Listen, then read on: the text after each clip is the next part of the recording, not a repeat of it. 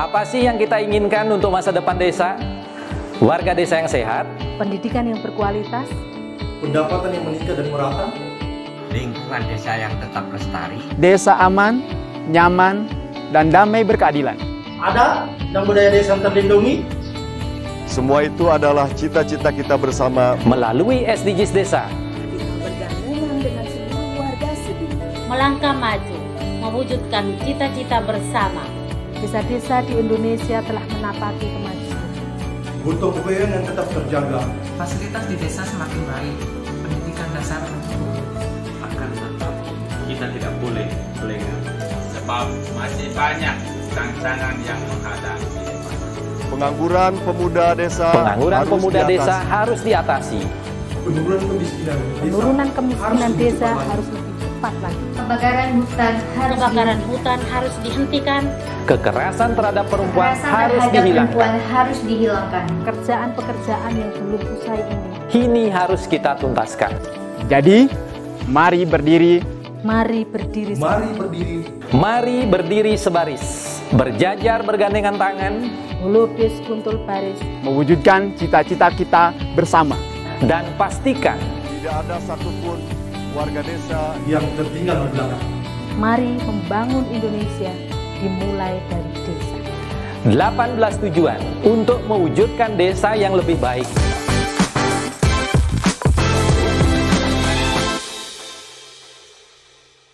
Acara ini didukung oleh Desa Pay, cashless-nya kerabat desa Indonesia, sebuah aplikasi pembayaran online.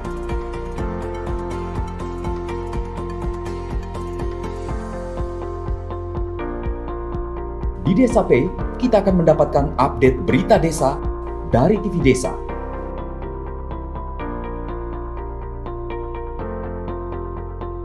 Unduh aplikasi Desa Pay segera. Salam bahagia kerabat desa Indonesia, mari berdiri sebaris, lupis kontol baris, salam SDGs Desa. Pagi ini seperti pagi-pagi biasanya, tiap Senin sampai Jumat kita ada di sarapan SDGs Desa. Yang menarik pagi ini kita akan mendengarkan tentang bagaimana menindaklanjuti data konvergensi stunting dan kemiskinan di desa ini. Menarik sekali karena bicara stunting ini sebenarnya bukan sesuatu hal yang baru, cuma pengistilahannya yang mungkin tiap rezim itu berbeda namanya, tetapi kepedulian terhadap bagaimana gizi anak dan seterusnya, bagaimana pertumbuhan anak-anak Indonesia dan seterusnya selalu menjadi perhatian sejak dari Indonesia merdeka sampai hari ini. Kita akan mendengarkan dulu update dari Gus Ivan, baru kemudian sampai ke materi hari ini tentang menindaklanjuti data konvergensi stunting dan kemiskinan di desa. Kerabat desa, sebelumnya saya ingatkan juga bahwa kita sudah di episode ke-149, artinya banyak sekali konten-konten yang mungkin kerabat desa terlewatkan. Nah, tapi jangan khawatir, tidak perlu susah mencari di channel TV Desa. Sarapan SDGs Desa itu sudah kita siapkan channel khusus dokumentasinya ada di SDGs Desa. Jadi tinggal dicari saja channel SDGs Desa, maka semua episode di sarapan SDGs Desa ada di sana, sehingga kalau ada waktu luang untuk kemudian menyaksikan menyaksikan YouTube, mungkin daripada nonton drama Korea, mungkin pendamping profesional bisa mengikuti 149 episode, itu artinya sama dengan 149 jam ada di sana. Tinggal kerabat desa tinggal mencari topik-topik apa yang mungkin diperlukan atau mungkin sedang dicari. Itu tambahan informasi dari saya. Jangan lupa subscribe channel SDGs Desa, karena itu khusus bicara tentang SDGs Desa, dan kita juga mengkolek beberapa sumber-sumber informasi terkait dengan SDGs Desa. Oke, langsung kita serahkan waktu sepenuhnya kepada Kapus Datin kita yang sangat peduli dengan teman-teman pendamping profesional untuk mendapatkan pencerahan-pencerahan, tambahan-tambahan wawasan tentang untuk mendukung tugas, peran dan fungsinya sebagai tenaga pemberdayaan masyarakat. Silakan Gus Ivan. Terima kasih Gus Koco, juga kerabat desa sekalian, para kepala desa dan sekdes, sebagian sekdes masuk kembali setelah lama nggak ketemu, Pak Carik Slamet.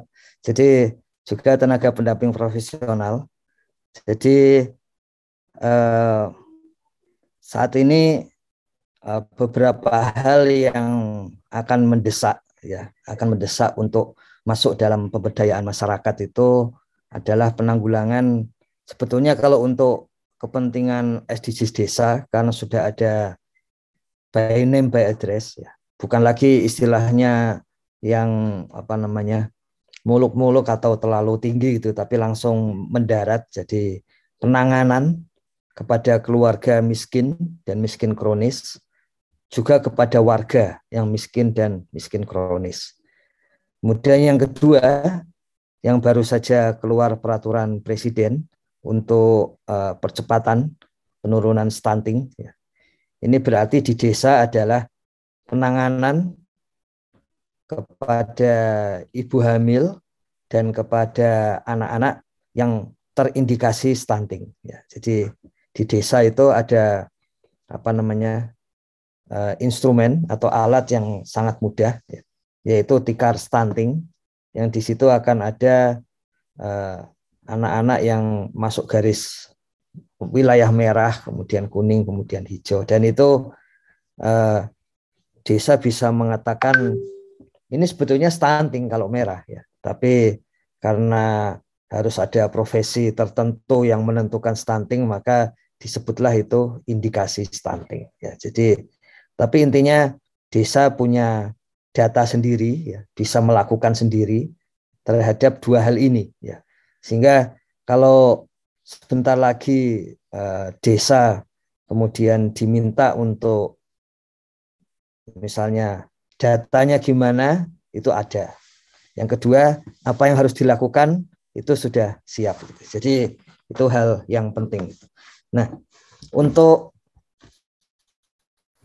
penanganan, ya, keluarga miskin dan miskin kronis, itu ada dua data yang saat ini dimiliki oleh desa, ya, yang ada di desa. Yang pertama adalah data yang berasal atau ada di dalam IDM 2021. Jadi data di IDM 2021 itu menunjukkan jumlah keluarga miskin. Menunjukkan jumlah keluarga miskin. Kalau kita lihat seperti saran kami berkali-kali, inputan atau isian, ya, tapi istilah di dalam IDM adalah inputan pendataan IDM itu sebaiknya, ya, harus di-download oleh desa. Ya. Jadi desa memiliki data yang sangat lengkap yang di-download dari idm.kemendesa.go.id. Ya, jadi ini harus di-download dulu supaya desa mendapatkan data yang lengkap. Ada tim pendamping yang menyampaikan ke kami, ini kami mau pakai untuk perbaikan profil desa. Ya, harusnya profil desa itu otomatis baru setiap tahun karena memang data IDM-nya baru, ya. Karena profil desa itu basisnya data level desa. Nah, di dalam IDM itu isinya seperti ini. Jadi ada penduduk, kemudian di situ ada satuan, ya. Jadi pertanyaannya itu yang warnanya pastel ini. Kemudian untuk cek rincian pertanyaan ini sebetulnya yang warna kuning itu kalau desa ingin mengotak-atik dalam arti mengolah, ya. Itu yang kuning itu menunjukkan barisnya, gitu. Jadi memudahkan mana dibagi mana, jadi ketemu penduduk dibagi dengan luas desa, ketemu kepadatan desa dan sebagainya. Jadi kolom kuning itu salah satu gunanya seperti itu. Kemudian setelah itu ada kolom yang jiwa, KK, jiwa itu merujuk kepada satuan, ya, satuan hitungan. Jadi jumlah penduduk itu jiwa, kepala keluarga itu KK, ya. Sebetulnya KK itu merujuk kepada keluarganya juga, ya. Kemudian jumlah penduduk menurut struktur usia. Ya.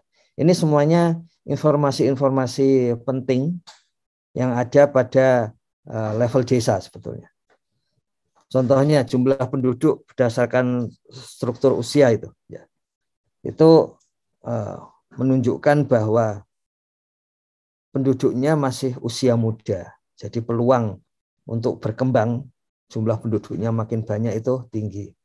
Nanti akan muncul misalnya jumlah penduduk yang usia menengahnya tinggi misalnya.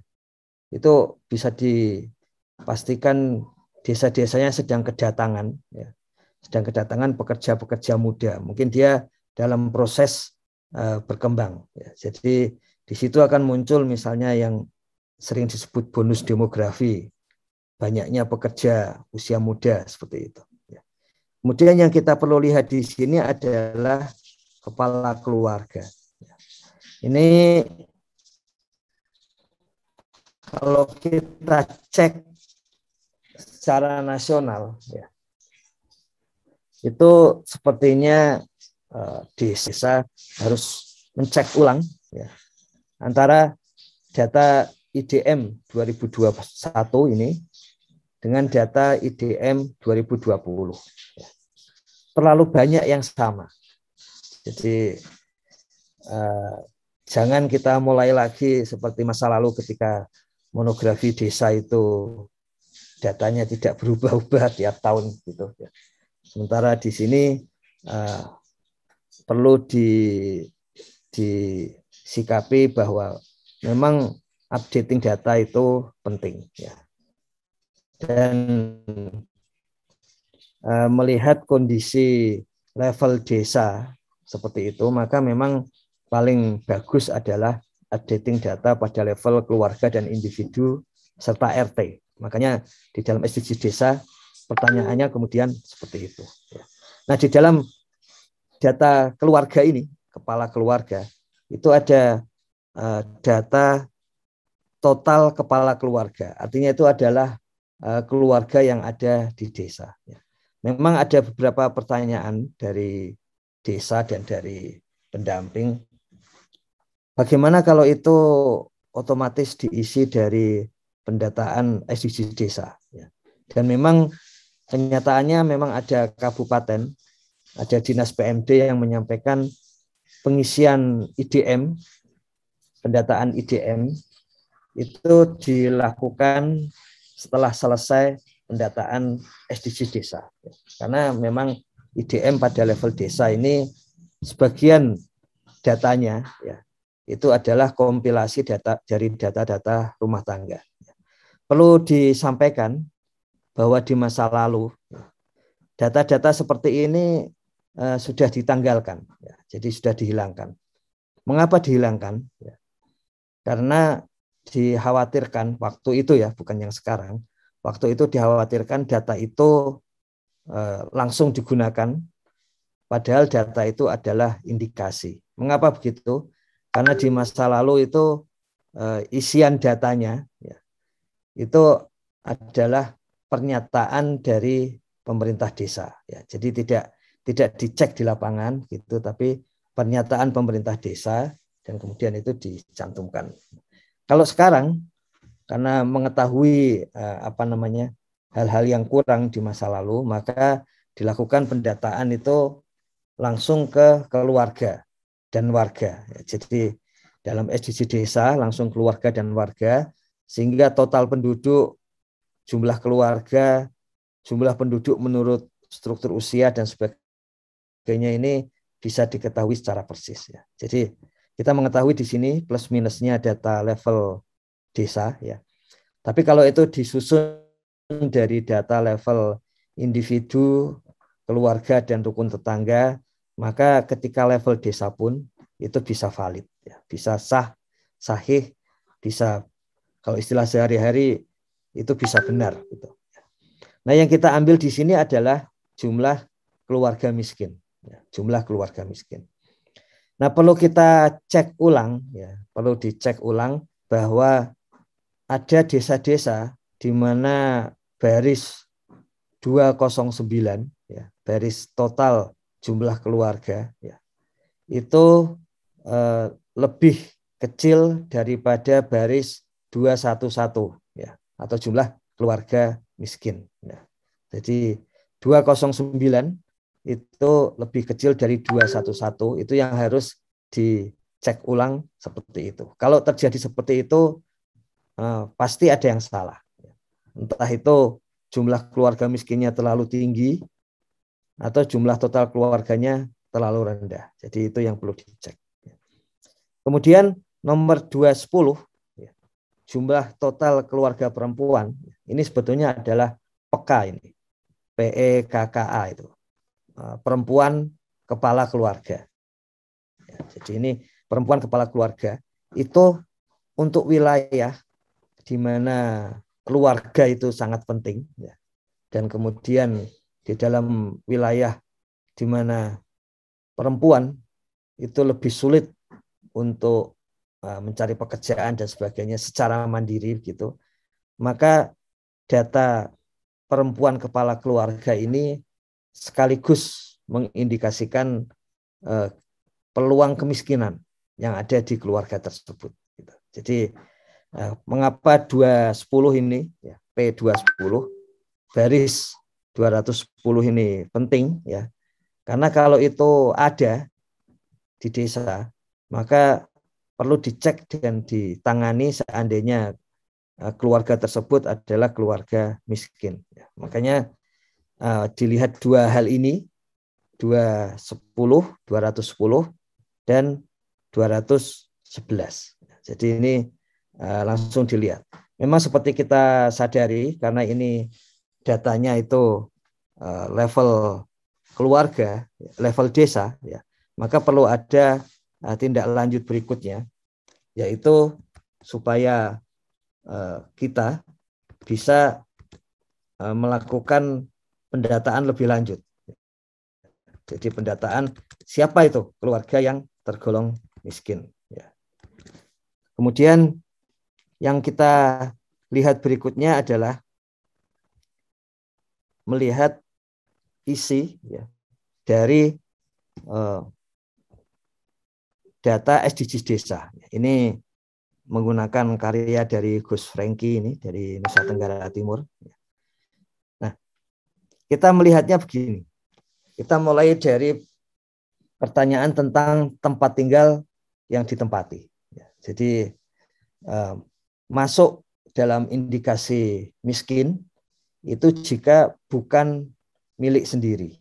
Ya, jika bukan milik sendiri. Jadi desa dan pendamping bisa mencoba melihat itu. Jika bukan milik sendiri, maka miskin. Status lahan juga sama. Jika bukan milik sendiri, ya, itu masuk nanti dalam tambahan indikator kemiskinan. Ya. Kemudian luas tanah tempat tinggal 1.15 kalau menurut Gus Franky ini, luas tanah tempat tinggal itu dibagi dengan anggota keluarga. Ya. Jadi satu orang itu yang layak, dia akan memiliki ruang, ya, ruang di bumi ini, ya, untuk tinggal itu adalah 8 meter persegi. Ya. Jadi kalau satu keluarga ada ayah, ibu, dan satu anak, itu berarti luas rumahnya itu minimal harus 8 kali 3, ya, 24 meter persegi. Ya. Kemudian kalau anaknya 2, berarti minimal 32 meter persegi. Kalau anaknya 3, tapi rumahnya tipe 21, ya, maka itu akan masuk indikasi miskin. Ya. Kalau anaknya 3 masih ada ibu dan ayah, berarti 5 kali 8 itu sama dengan 40. Berarti luas rumahnya itu minimal harus 40 meter persegi.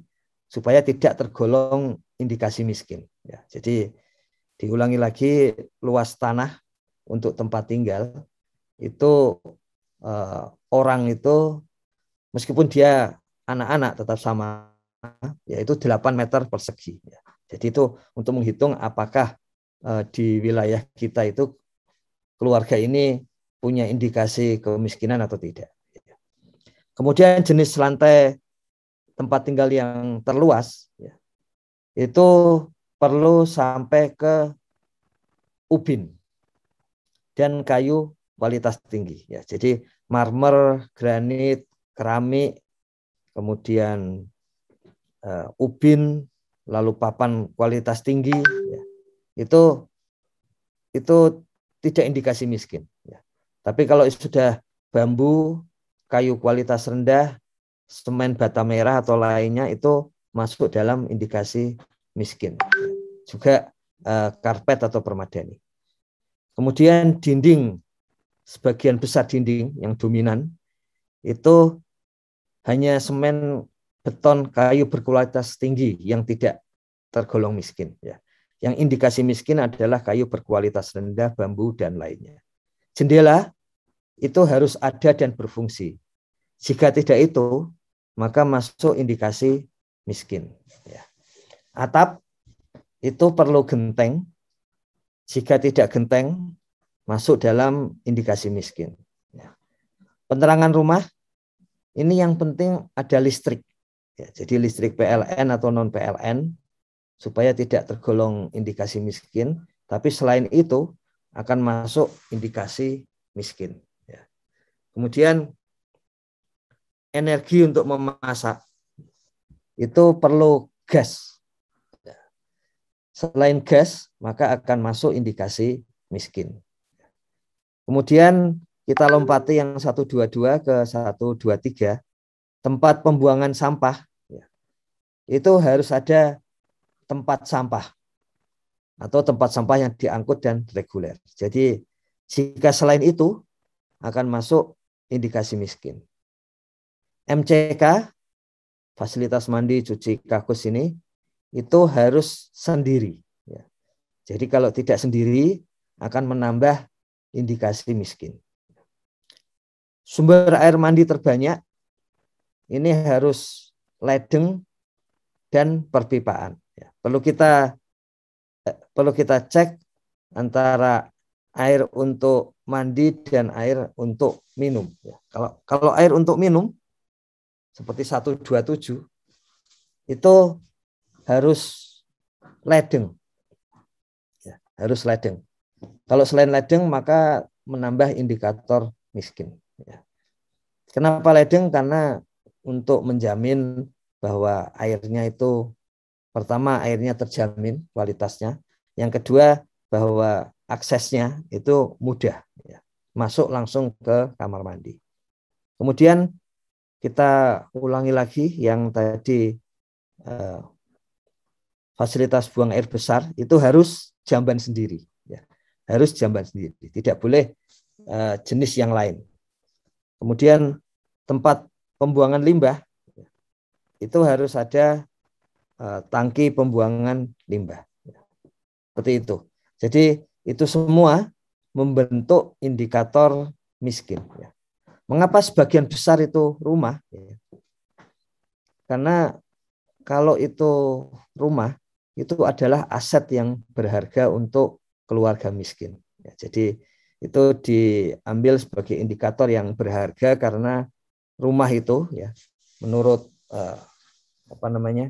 Hernando de Soto, jadi dari kajian orang-orang miskin sedunia, itu seandainya tempat tinggal orang miskin itu diberi sertifikat oleh pemerintah dan kemudian sertifikat itu nilainya ditaruh di bank, maka akan terbaca bahwa asetnya atau kekayaan orang miskin itu sebetulnya tinggi. Ya.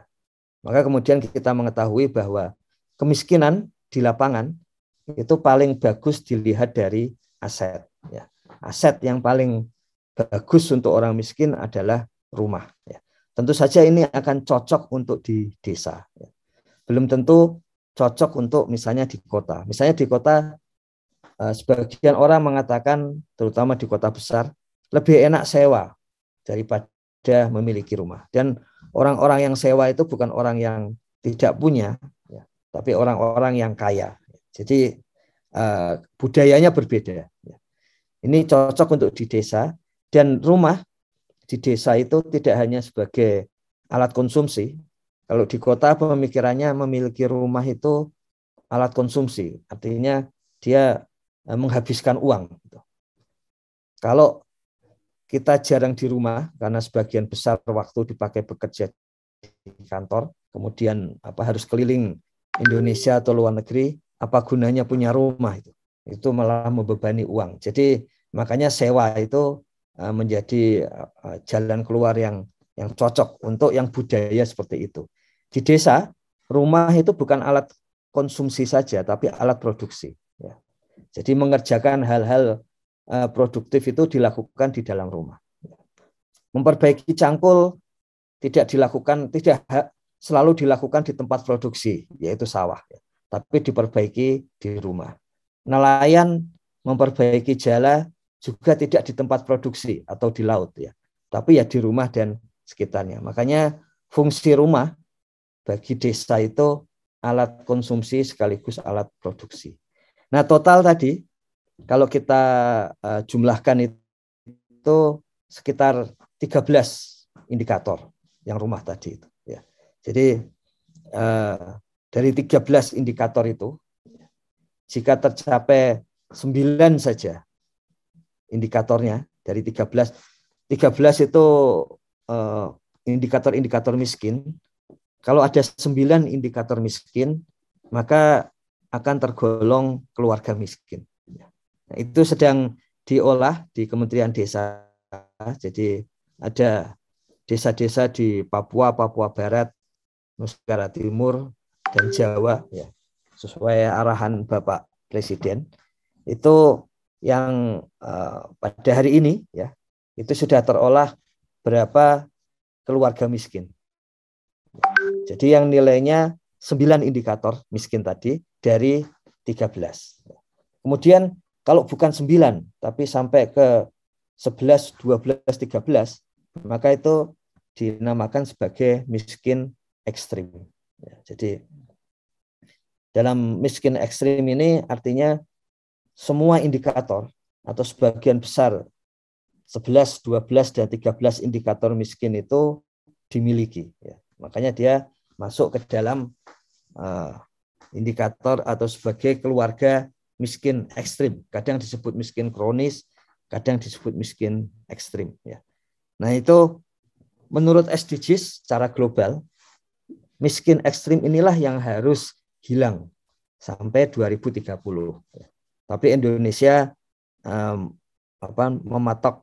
mematok target di 2024 miskin ekstrim ini harus selesai. Nah, bagaimana cara menyelesaikannya?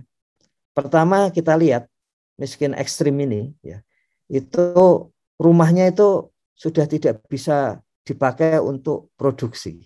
Ya, jadi untuk di desa seperti itu. Makanya indikasi miskin dari rumahnya itu sangat tinggi atau sering disebut rumah tidak layak huni. Ya. Kemudian selain itu apalagi yang dilihat? Seperti tadi di dalam IDM, ya, itu adalah PK, perempuan kepala keluarga. Di sini juga sama. Di sini akan dilihat siapa yang menjadi anggota, siapa yang menjadi kepala keluarga. Ya. Nah, makanya kemudian di dalam SDGs desa itu ada kuesioner atau ada pertanyaan individu. Ya. Nah, di dalam pertanyaan individu itu kita cek, ya, desa mencek atau pendamping mencek di situ di usia, ya, di usia. Pertama usia, apakah golongan-golongan keluarga miskin ini keluarganya itu kepala keluarganya usianya sudah lanjut atau tidak. Ya. Kemudian status pernikahan. Kalau cerai hidup dan cerai mati serta dia jenis kelaminnya perempuan, ya, itu akan masuk perempuan kepala keluarga. Ya, jadi cerai dan kemudian dia perempuan masuk perempuan kepala keluarga.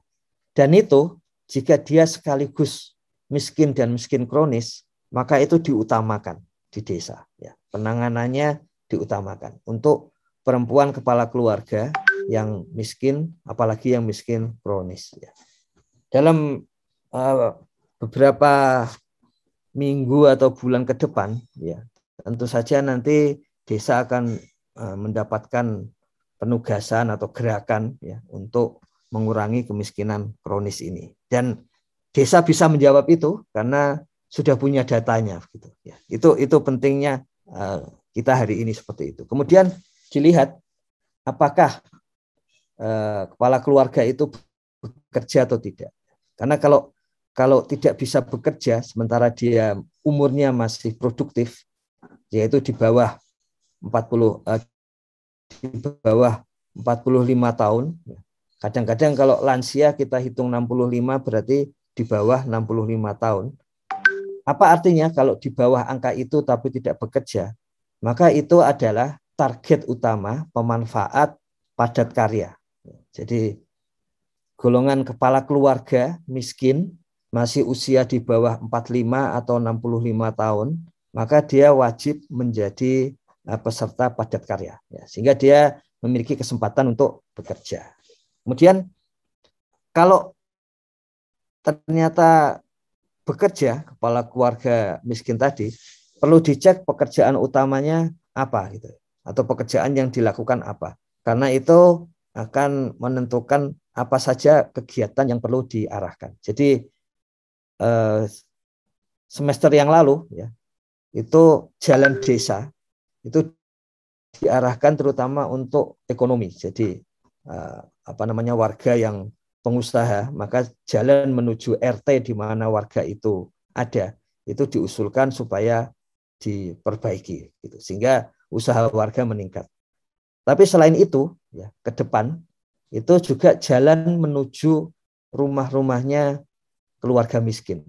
Ya, itu juga menjadi bahan untuk pengambilan keputusan di desa bahwa jalan menuju rumah keluarga miskin, ya, kemudian akses air bersih ke rumah keluarga miskin itu menjadi penting. Makanya di sini pekerjaan keluarga miskin itu menjadi penting diketahui. Ya.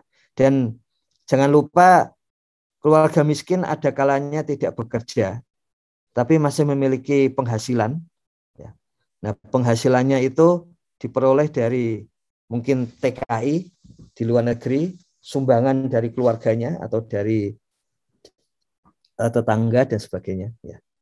Kemudian kita cek adalah bagaimana sakitnya, apakah keluarga miskin itu ada yang sakit menaun, ya, sakit menaun. Di situ akan mempengaruhi apa yang harus disediakan, obat dan layanan, yang sekarang Gus Halim menyampaikan kita meningkatkan lagi posyandu. Ya. Jadi tidak hanya di level desa, tapi sampai ke level RW dan RT. Ya. Kemudian akses terhadap fasilitas kesehatan, apa yang paling banyak? Sejauh muncul sampai pagi hari ini, akses terbanyak itu ternyata di apotek dan toko peracangan nih, toko khusus obat dan peracangan. Jadi ke depan kalau seperti itu berarti kebijakan di level kabupaten sampai pusat yang cocok, ya, itu tentu saja memperbaiki apotek yang lebih dekat ke desa karena itu yang paling banyak diakses keluarga miskin. Jadi fasilitas kesehatan yang dipakai ini, demand atau permintaan dari keluarga miskin ini menjadi penting. Makanya itu tinggal dicek di dalam data SDGs desa itu apa yang paling penting. Jaminan sosial kesehatan jelas itu ya harus ada. Kemudian disabilitas. Jadi ada kalanya ya penyebab dari kemiskinan itu disabilitas. Makanya perlu dicek ya. Ada desa di mana warganya, keluarga itu miskin, sekaligus jompo, lansia, sekaligus mendapat disabilitas. Jadi ada kalanya seperti itu semua ya. Makanya ini perlu diketahui. Kemudian pendidikan, terutama kalau pendidikan untuk anggota keluarganya. Seperti itu ya. Jadi ini adalah hal-hal yang perlu diketahui di desa berkaitan dengan kemiskinan, dan masing-masing punya tindak lanjut, yaitu program-program apa yang perlu dilakukan ya. Untuk yang tadi keluarga miskin yang masih produktif, maka padat karya tunai seperti itu. Untuk keluarga miskin yang anak-anak ya, tapi sekolahnya putus sekolah ya, maka tindak lanjutnya adalah untuk beasiswa anak putus sekolah. Berikut seperti itu. Jadi tindak lanjut itu dipengaruhi oleh bagaimana kondisi keluarga miskin. Dan menentukan keluarga miskin seperti tadi mudah dilakukan di desa. Dan itu yang kita perlu hati-hati adalah ada desa yang sudah melakukan dan kemudian itu menjadi bahan koreksi terhadap keluarga-keluarga penerima bantuan. Jadi perlu dilihat secara arif di desa, apakah itu sudah sepenuhnya cocok. Tentu saja cara melihat cocoknya di desa itu tidak lagi sekedar perasaan gitu, tapi dibandingkan dengan data yang lain. Jadi di dalam kuesioner keluarga itu ada pertanyaan mengenai apakah keluarga itu mendapatkan berbagai bantuan dari pemerintah. Jadi di bagian akhir di sini itu ada pertanyaan apakah pemanfaat berbagai bantuan. Nah itu sekaligus ini sebagai cara desa untuk mencek apakah indikator kemiskinan tadi itu, indikator mikro itu cocok apa tidak untuk desanya. Tinggal dicek, antara lain cara menceknya adalah dibandingkan dengan penerima bantuan. Kalau menurut indikator yang tadi itu ternyata tidak menerima bantuan, itu sebetulnya indikator dari kalau istilah akademisi kemiskinan di masa lalu itu adalah exclusion error. Ya, jadi harusnya dapat tapi tidak dapat. Atau sebaliknya, dia dapat bantuan tapi tidak tergolong dalam keluarga miskin. Maka itu inclusion error. Jadi untuk pertama kalinya tahun ini desa bisa menentukan sendiri exclusion error dan inclusion error. Yang selama ini itu selalu bentuknya adalah hitungan langsung nasional gitu ya. Sehingga kita tidak pernah mengetahui siapa orangnya gitu. Tapi sekarang desa bisa melakukan itu sendiri. Jadi itu untuk melihat kemiskinan seperti itu. Dan kemudian stunting, tadi Gus Koco sudah menyampaikan yaitu sindirannya bahwa ini sebetulnya sudah ada sejak dulu. Kami sampaikan, kami cek dengan kebetulan kami mendokumentasikan pidato-pidato kenegaraan yang ada sejak dia ada ya, sejak terdokumentasikan. Dan tentang anak tinggi pendeknya, ketinggiannya itu pendek itu selalu disampaikan Presiden Soeharto. Jadi benar Gus Koco tadi, memang itu sebetulnya indikator yang ada sejak lama. Cuman namanya dulu adalah tinggi badan ya. Kalau sekarang kemudian stunting ya, seperti itu. Dan memang stunting ini punya beberapa implikasi, terutama implikasi ke otak gitu. Makanya dia menjadi penting. Nah, di dalam peraturan presiden yang terbaru ya, itu untuk melakukan percepatan stunting. Jadi ini adalah peraturan presiden nomor 72 tahun 2021. Percepatan penurunan stunting ya, yang saat ini dalam proses yang gerak cepat untuk berjalan di lapangan. Jadi karena itu desa, kepala desa, perangkat desa dan pendamping desa perlu lebih cepat lagi menyiapkan lapangan karena semuanya sudah ada. Jadi tidak mulai dari nol gitu. Relatif juga sudah siap ya. Sehingga menjadi penting kita pagi hari ini untuk membicarakan bagaimana stunting di desa. Ya. Ada yang memprotes tim ini ya. Kenapa kok tidak ada tenaga pendamping profesional dalam tim penurunan stunting ya. Saya kira protes yang masuk akal. Nanti Menteri Desa yang akan membawakan, saya kira begitu. Jadi ini di desa koordinasi terendah adalah untuk level desa. Dan yang menarik kita lihat pada tanggal 16 kemarin kan Presiden Jokowi ke MPR menggunakan baju warga desa adat Baduy. Ini untuk pertama kalinya bajunya itu baju warga itu, karena sebelum-sebelumnya itu selalu baju kebesaran menurut kerajaan-kerajaan Nusantara. Kalau ini betul-betul baju yang seperti kami pakai ini, serba hitam dan sederhana seperti itu. Dan seluruh pidato kenegaraannya itu diakhiri ya, selalu dengan koordinasi, kemudian bagaimana keterpaduan sampai ke level desa. Jadi memang pidato presiden ini untuk kali ini serba desa dan serba golongan-golongan bawah.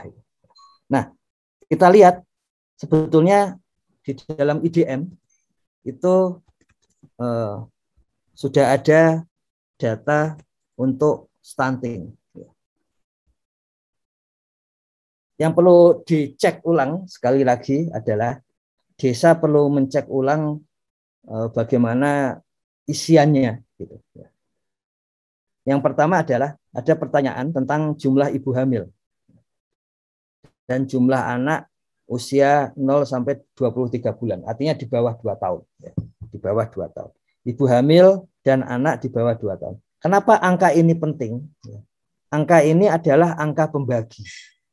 Jadi nanti konvergensi, istilah sekarang konvergensi stunting di desa, itu adalah apa saja yang dilakukan minimal yang dilakukan di desa, kemudian dibagi dengan jumlah. Ya, jumlah. Jadi kalau itu ibu hamil, dibagi jumlah ibu hamil. Kalau konvergensi stunting anak, dibagi jumlah anak di bawah 2 tahun. Jadi kalau konvergensi ibu hamil, dibagi ibu hamil. Sama-sama semuanya adalah konvergensi stunting. Artinya yang dilihat di dalamnya ya, itu adalah apa kebijakan-kebijakan atau kegiatan ya, yang dilakukan desa terhadap ibu hamil dan terhadap anak di bawah 2 tahun.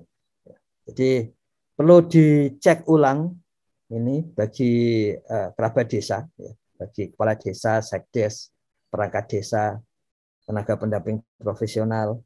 Ini angka di desa kita masing-masing sudah benar atau tidak.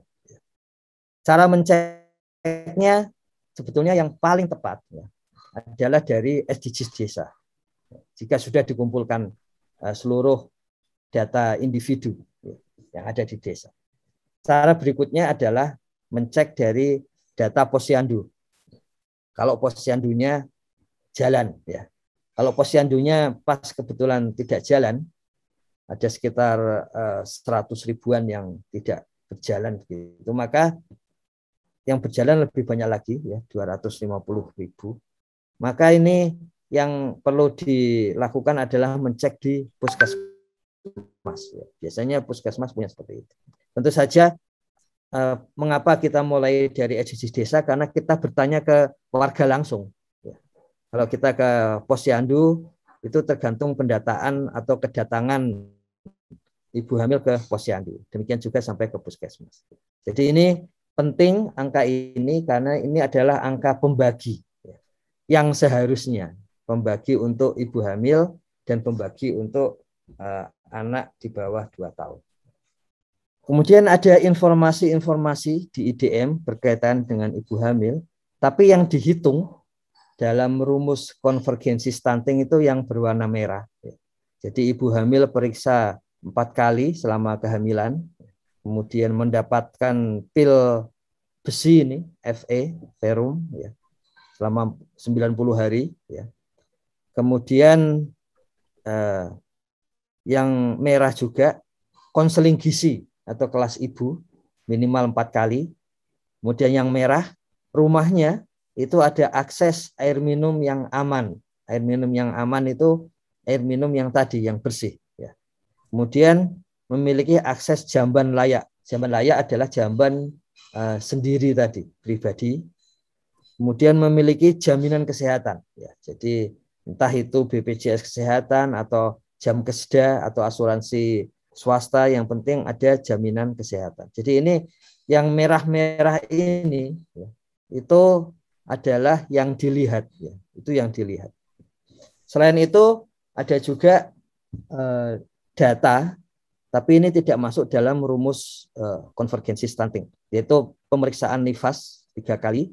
Kemudian kalau kekurangan energi kronis, kita tahu energi kronis berarti gizinya kurang dan tidak dikunjungi oleh kader posyandu, ya. Kemudian resiko tinggi kehamilan, misalnya pas hamil selalu tekanan darahnya meningkat seperti itu. Namanya sih menarik, RESTI, cuman singkatan dari resiko tinggi kehamilan. Dan yang RESTI ini, ibu-ibu RESTI, ini mendapatkan kunjungan rumah bulanan. Jadi ini data yang menarik, tapi tidak masuk dalam rumus konvergensi yang ada di dalam IDM 2021. Rumusnya bagaimana? Dilihat yang merah itu, diambil yang paling sedikit. Ya. Dari yang merah itu diambil yang paling sedikit. Kita lihat yang paling kanan, itu ada angka 128, 125, ya, yang merah itu. Kemudian di bawahnya 88, di bawahnya lagi yang merah 128, 120, 64. Yang paling kecil adalah 64. Ya. Maka disebut di situ tingkat konvergensi untuk indikator yang diterima, yang ada baris biru di kanan, ya, ada blok biru, itu 64. Kemudian indikator yang seharusnya diterima itu adalah jumlah ibu hamil. Ya. Jadi jumlah ibu hamilnya di desa ini adalah 138. Maka di sini di dalam birunya 138. Jadi konvergensi stunting untuk ibu hamil, ya, itu adalah layanan terendah, ya, yang diperoleh ibu hamil dibagi jumlah ibu hamil. Makanya di situ yang terendah adalah 64 ibu hamil yang memiliki jaminan kesehatan dibagi dengan 138 ibu hamil. Maka ketemulah angka 46,38%. 46,38%. Jadi desa-desa itu bisa menghitung sendiri konvergensi stunting untuk ibu hamil dengan cara demikian.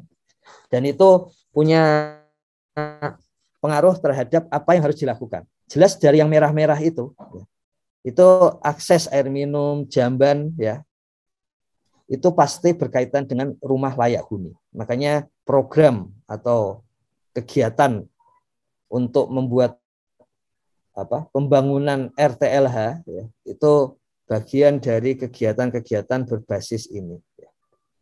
Kemudian periksa kehamilan, kemudian dicek ibu hamil dan sebagainya, itu pasti berkaitan dengan posyandu. Makanya kalau ada yang kurang dari jumlah ibu hamil di bagian merah yang atas, itu kegiatan yang paling penting tentu saja peningkatan posyandu. Kemudian jaminan kesehatan, kalau jumlahnya masih kurang dari ibu hamil, maka kegiatan yang utama adalah supaya meningkatkan asuransi bagi ibu hamil. Dan kemudian bagaimana untuk anak umur 2 tahun ke bawah, ya. Sama seperti tadi, basis dari penghitungannya adalah jumlah anak umur 2 tahun ke bawah di desa. Perlu kami sampaikan bahwa jumlahnya dan kemudian isiannya itu sama antara 2020 dan tahun 2021. Ini indikasi bahwa mungkin cara memasukkan datanya perlu dikoreksi lagi, divalidasi di desa gitu. Karena kalau kita menggunakan data 2020 berarti kehilangan waktu 1 tahun itu, ya, 1 tahun. Padahal ini adalah data terbanyak dan terlengkap desa yang ada pada tahun 2021. Jadi usul kami untuk komponen ini dicek ulang di 2021, diperbaiki datanya lagi ya, karena datanya sama dengan 2020. Nah, yang dilihat yang merah-merah itu adalah imunisasi dasar lengkap. Ini di desa Posyandunya sudah tahu ini imunisasinya apa untuk sampai 2 tahun. Kemudian timbang rutin bulanan. Tentu saja di sini perlu posyandu yang aktif bulanan juga kan. Tidak hanya anaknya ditimbang tapi posyandunya juga aktif. Diukur panjang atau tinggi badan 2 kali setahun. Karena ini berkaitan dengan stunting. Itu cara menghitung stunting ada beberapa cara. Dengan tikar stunting misalnya, itu untuk indikasi stunting tadi, juga dengan mengukur tinggi dibanding berat badan. Kemudian juga ada yang mengukurnya, kalau sampel level global, itu adalah 0,03% dari penduduk dunia yang tinggi badannya itu terendah, maka itu dianggap stunting. Jadi memang ada berbagai cara, tapi di desa cara yang paling mudah adalah menggunakan tikar stunting. Kemudian yang merah itu sama dengan ibu tadi, air minumnya aman, jambannya layak, memiliki jaminan kesehatan, jadi anak juga diasuransikan, dan memiliki akte kelahiran. Tambahannya seperti itu. Jadi kalau kita lihat di sini untuk bagian rumah layak huni itu berlaku baik bagi ibu maupun bagi anak. Ya. Kemudian tadi imunisasi, ditimbang, kemudian dicek tinggi badan, ini jelas kegiatan-kegiatan yang bisa dijalankan oleh posyandu. Dan kemudian tambah dengan akte kelahiran. Ini Gus Koco mengingatkan berkali-kali kerjasama level desa dengan Adminduk, administrasi kependudukan, atau Disduk, ya, dinas kependudukan di kabupaten. Itu tim di Kementerian Desa sedang bergerak kembali untuk mempercepat ini, ya. Karena salah satu indikator stunting itu adalah setiap anak memiliki akte kelahiran. Ya. Nah ini kemudian seperti dalam ibu hamil tadi, ya, juga ada pertanyaan atau informasi lain yang warna hitam, tapi tidak masuk rumus konvergensi stunting anak. Ya. Jadi apakah ada orang tua atau pengasuh yang ikut konseling gizi bulanan anak, ya, baik yang laki-laki maupun yang perempuan. Ya. Kemudian anak buruk gizi dan anak kurang gizi mendapat kunjungan, anak stunting mendapat kunjungan, ya. Tapi itu tidak masuk dalam rumus ini. Dan seperti tambahan lagi adalah ikut PAUD, ya. Nah, seperti dalam rumus untuk ibu hamil, di sini pun akan diambil layanan terendah, ya, terhadap anak usia di bawah 2 tahun. Layanan terendah terhadap anak di bawah usia 2 tahun dibagi dengan jumlah anak di bawah usia 2 tahun. Makanya di sini perlu cek ulang menurut kami. Ini adalah desa sebetulnya yang tergolong bagus dengan nilai skor IDM 2021. Tapi kalau kita lihat di sini anak yang memiliki akte kelahiran itu disebut 0. Ya. Apakah masih terjadi seperti itu? Ataukah itu ada kesalahan data? Dan itu kesalahan input ini saat ini, ya, akan punya konsekuensi sangat tinggi, ya, terhadap kegiatan-kegiatan untuk penanganan anak stunting. Ya. Jadi di sini karena yang paling rendah, kita lihat yang paling kanan kolom yang angka-angka merah itu,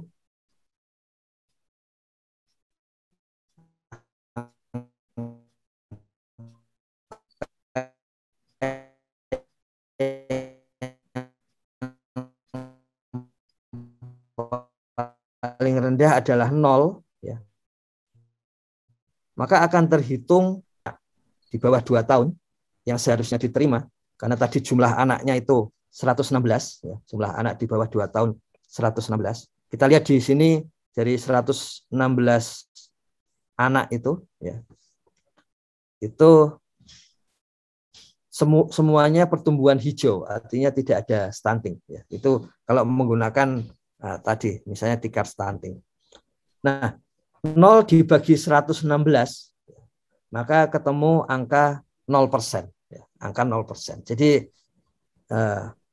tidak ada konvergensi kebijakan stunting bagi anak di desa ini. Dan itu konsekuensinya sangat tinggi karena itu artinya bahwa pemerintah desa termasuk di dalamnya pendukungnya ya, bidan, kemudian posyandu, tenaga pendamping profesional itu kurang mendukung konvergensi stunting untuk anak di bawah 2 tahun ya. Makanya perlu dicek kembali ya. Tadi yang pertama download datanya dari idm.kemendesa.go.id. Yang kedua cek angka-angkanya lagi ya. Karena angka-angkanya kok sama ya dengan tahun 2020. Sesuatu yang mustahil terjadi itu ya. Cara yang paling mudah untuk mencek angka di dalam stunting ini adalah sebetulnya mencek dengan data SDG desa level individu dan level keluarga. Karena di sini seperti kami sampaikan di awal, data-data desa yang sifatnya jumlah seperti ini, itu lembaga-lembaga statistik itu merasakan riskan. Karena mereka tidak mensensus. Jadi istilah mereka, ini kan pernyataan dari pemerintah desa, tidak disensus sendiri. Sehingga rentan untuk ditulis ulang atau ditulis dengan tidak benar seperti itu ya. Makanya cara menceknya ya dari sensusnya, dan sensus di desa tiap tahun mulai tahun ini adalah SDG desa. Makanya paling mudah dicek seperti itu. Nah, di sini berarti tindak lanjut utamanya adalah posyandu.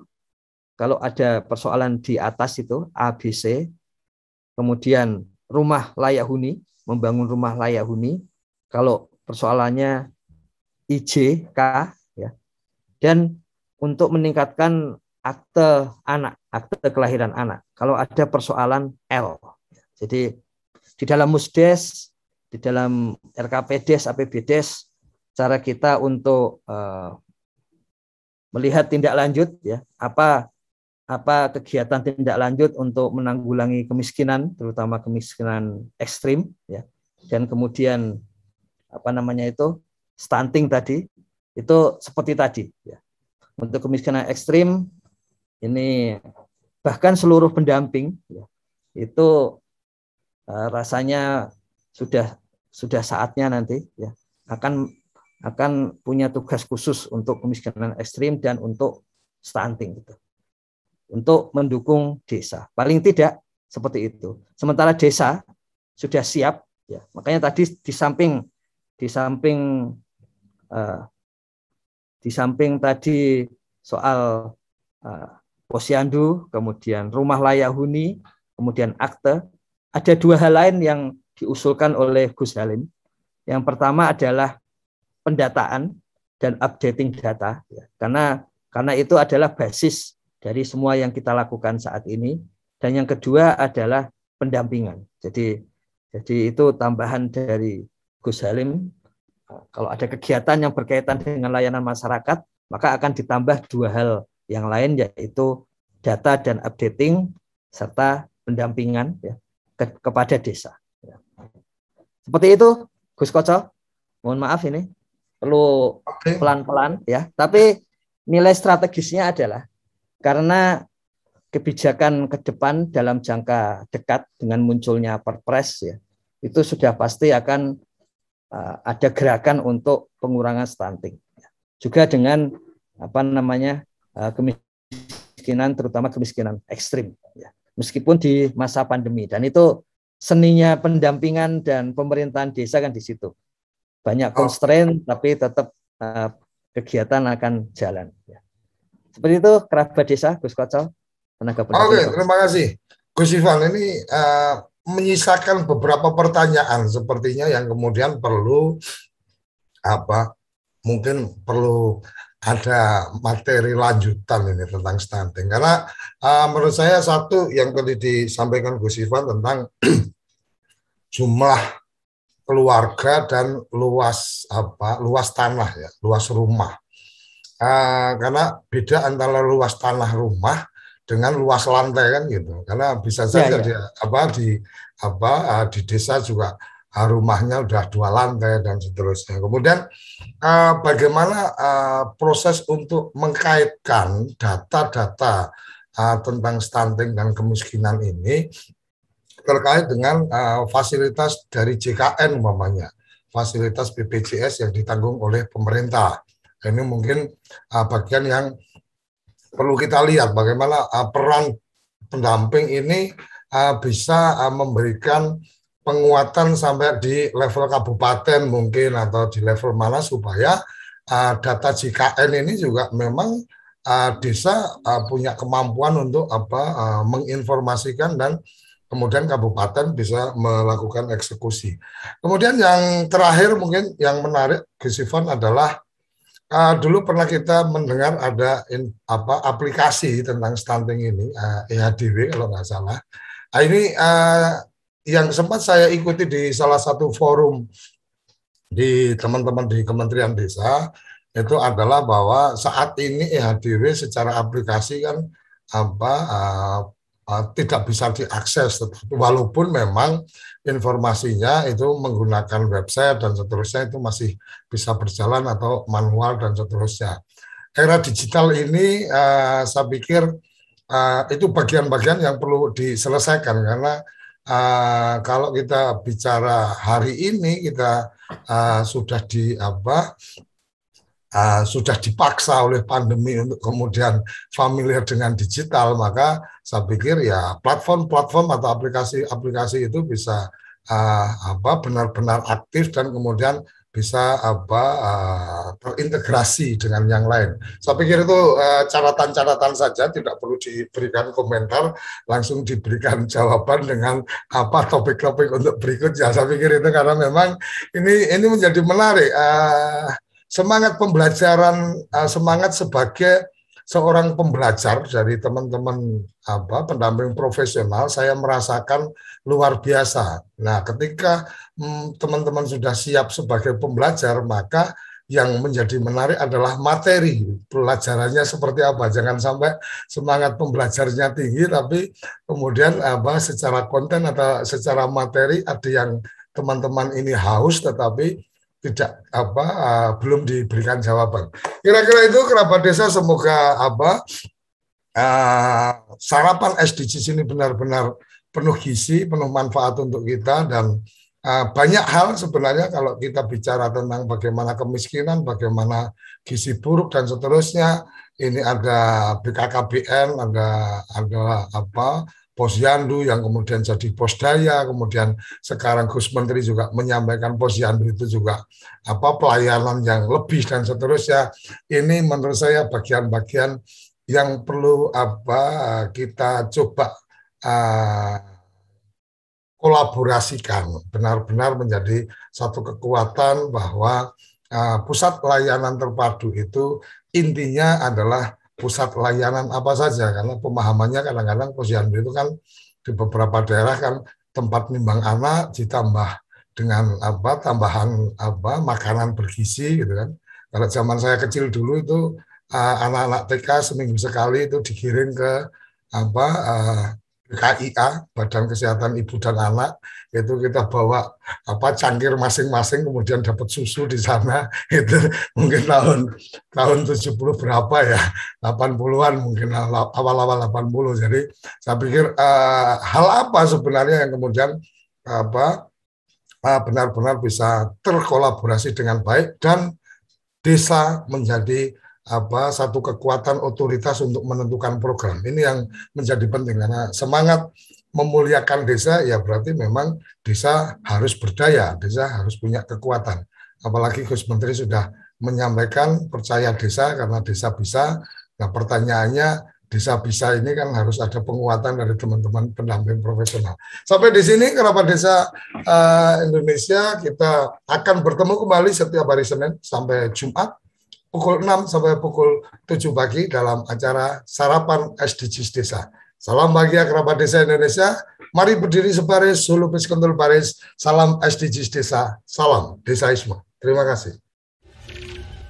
Apa sih yang kita inginkan untuk masa depan desa? Warga desa yang sehat, pendidikan yang berkualitas, pendapatan yang meningkat dan merata, lingkungan desa yang tetap lestari, desa aman, nyaman, dan damai berkeadilan. adat dan budaya desa terlindungi. Semua itu adalah cita-cita kita bersama melalui SDGs Desa. bergabung dengan seluruh warga sedunia, melangkah maju, mewujudkan cita-cita bersama. Desa-desa di Indonesia telah menapaki kemajuan. Gotong royong yang tetap terjaga. Fasilitas di desa semakin baik, pendidikan dasar mencukupi. Akan tetap kita tidak boleh lengah, sebab masih banyak tantangan yang menghadapi. pengangguran pemuda desa. Harus diatasi. Penurunan kemiskinan desa harus lebih cepat lagi. Kebakaran hutan harus dihentikan. Kekerasan terhadap perempuan harus dihilangkan. Pekerjaan-pekerjaan yang belum usai Ini harus kita tuntaskan. Jadi, mari berdiri. Mari berdiri. Mari berdiri sebaris. Berjajar bergandengan tangan. Hulupis kuntul baris. Mewujudkan cita-cita kita bersama. Dan pastikan Tidak ada satupun warga desa yang tertinggal di belakang. Mari membangun Indonesia dimulai dari desa. 18 tujuan untuk mewujudkan desa yang lebih baik.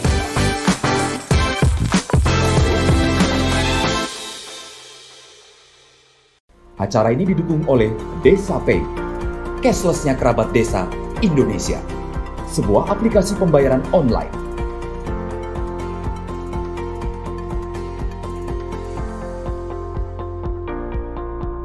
Di Desa Pay, kita akan mendapatkan update berita desa dari TV Desa.